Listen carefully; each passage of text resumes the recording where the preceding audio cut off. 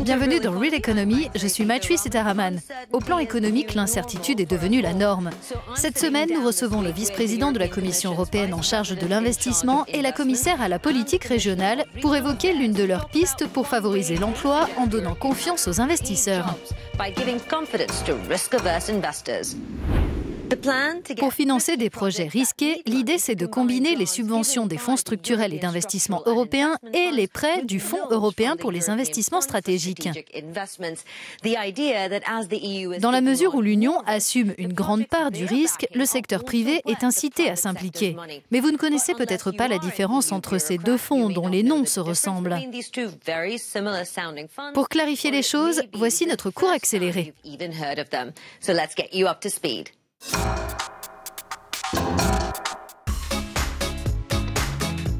Joe a besoin d'argent pour son projet. Il se rapproche des autorités administratives de son pays qui peuvent l'aider. Celles-ci examinent son dossier et l'approuvent s'il correspond à leur plan de développement par secteur et par région. Ce plan national, qui comporte de nombreux projets comme celui de Joe, est ensuite pris en main par le gouvernement, qui pour le financer peut solliciter l'Union européenne par le biais des fonds structurels et d'investissement. Ces fonds puisés dans le budget européen représentent 454 milliards d'euros de subventions pour la période 2014-2020 et se déclinent en 5 fonds distincts. Les autorités administratives des pays et l'Union européenne se mettent d'accord et gèrent ensemble les financements dédiés à l'application des plans nationaux.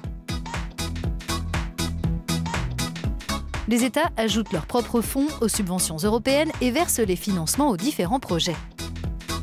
Un deuxième fonds, appelé Fonds européen pour les investissements stratégiques, ou FEIS, accorde des prêts et des garanties aux projets individuels.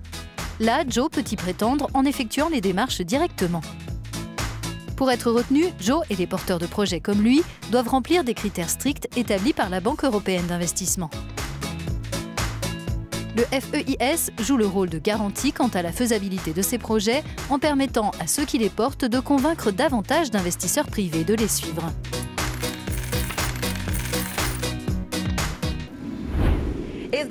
Pour en savoir plus, n'hésitez pas à vous rendre sur notre site. Vous y trouverez nos précédentes émissions consacrées au plan européen d'investissement. Nous sommes à présent avec Corina Cretu, commissaire européenne à la politique régionale. C'est elle qui gère le budget massif des fonds structurels et d'investissement. Et Jyrki Katainen, vice-président de la Commission en charge de l'emploi, de la croissance, de l'investissement et de la compétitivité. Constatez-vous effectivement que les fonds structurels, mais aussi le FEIS, créent des emplois? Nous disposons d'une évaluation sur l'utilisation des fonds pour la période 2007-2013. Plus d'1 million d'emplois ont été créés. Et je ne parle que des emplois directs. Mais évidemment, il faut multiplier ce chiffre par 2 ou 3 pour quantifier les emplois indirects. Plus de 40 000 PME ont vu le jour et nous travaillons ensemble à amplifier l'impact de ces fonds qui perdurent sur la période 2014-2020. Ils sont dotés de plus de 600 milliards d'euros pour l'ensemble des 28 États membres. Quand nous avons adopté le FEIS, nous avions évalué que son impact sur l'emploi serait de l'ordre de 1,3 million d'emplois créés.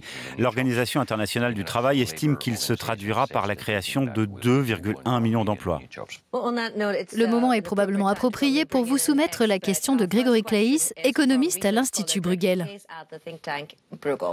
Pourriez-vous nous dire pourquoi les fonds régionaux et le FEIS devraient être combinés, étant donné qu'ils ont des objectifs très différents et une répartition géographique très différente ?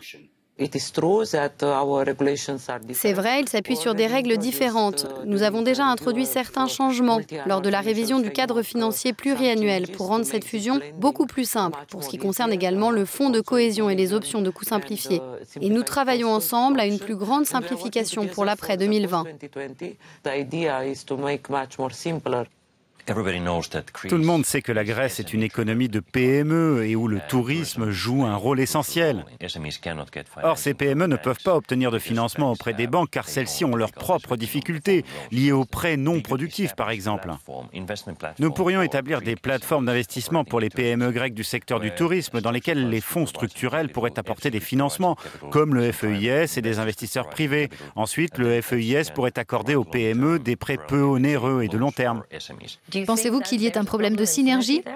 Il faut juste faire preuve de bon sens pour combiner les différentes sources de financement.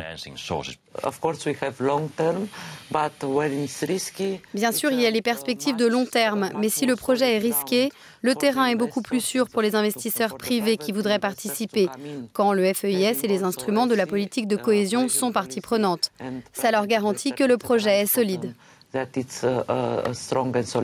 Y aurait-il de nouvelles réductions de financement du côté de certains projets ou dans certains secteurs qui ont été financés par les fonds structurels, comme les universités par exemple? Nous allons investir en priorité dans la recherche, l'innovation, le numérique, et nous allons réduire nos financements destinés aux infrastructures.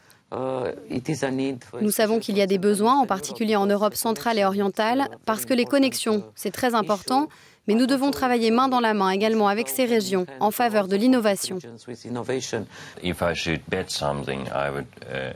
Pour ce qui est de l'avenir, je dirais que la très grande majorité des fonds structurels continuera de fonctionner sur le principe des subventions.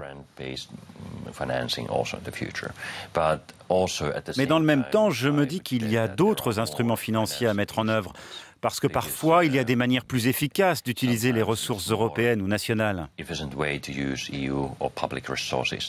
C'est un moment intéressant de notre entretien pour vous présenter un autre expert, Matthias Dolz, du Centre de recherche économique européenne ZEW en Allemagne. Voici sa question. Comment le FEIS est-il vu à long terme pour l'après-2020 ? Il a été dit par exemple dans le rapport des 5 présidents en juin 2015 que ce fonds pourrait être transformé en mécanisme de stabilisation pour la zone euro. Est-ce une option viable ?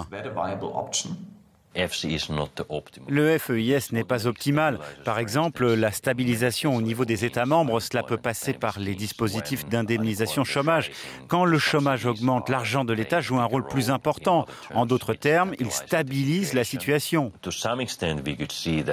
Dans une certaine mesure, si le FEIS devient un outil permanent pour nos États membres, il répondra à la défaillance du marché dans les pays les moins développés. Je ne voudrais pas exagérer l'importance du FEIS en tant que mécanisme de stabilisation, mais il pourrait jouer un certain rôle dans ce domaine à l'avenir. En 2017, comment va se porter l'investissement en Europe ? Toute cette incertitude qui nous vient de l'extérieur de l'Europe, mais aussi de l'intérieur, empoisonne les investissements. Donc nous voulons souligner l'importance des règles qui fondent l'économie mondiale. Quand le commerce est fondé sur des règles, c'est une manière de façonner la mondialisation, une manière d'améliorer l'environnement des investissements, et c'est ce que nous défendons. Je crois que, comme l'a dit Jirki, l'Union restera un acteur mondial de premier plan grâce aux résultats que nous obtiendrons. C'est la fin de cette émission. Merci à vous deux pour vos réponses sur un sujet complexe pour bon nombre d'entre nous. Et merci à vous de votre attention. À bientôt.